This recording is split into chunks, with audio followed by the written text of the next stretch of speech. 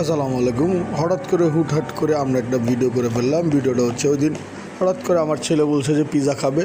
তা আমারও খুব খেতে মন চলো, পরে আমি আমার ছেলে আমার ওয়াইফ মিলে চলে গেলাম মুন্সিগঞ্জে পিৎজা মাফিয়াতে। পিৎজা মাফিয়া মুন্সিগঞ্জে মোটামুটি ভালোই নাম করা।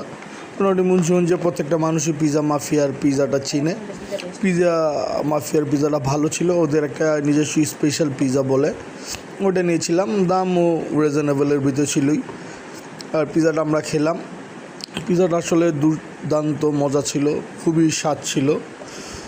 আর ওদের এখানে মোটামুটি মানুষজন সবসময় অনেক মানুষই থাকে। পিৎজাটার ভিতরে extra cheese, extra chicken, even মোটামুটি সবই ভরপুর ছিল। পিৎজাটার ভিতরে চিজটা খুবই মজার ছিল, ব্রেকটাও ভালো হয়। যারা মন চাইলে মুন্সিগঞ্জে গিয়ে পিৎজাটা খেয়ে ট্রাই করতে পারে। আমার ছেলের, আমার ওয়াইফের তো আমাদের এই মুন্সিগঞ্জের মাফিয়ার পিৎজাটা খুবই ভাল লাগে। তা আমরা বেশিরভাগ সময় খেতে যাই। যাদের মন চায় তারও চাইলে পিৎজাটা খেতে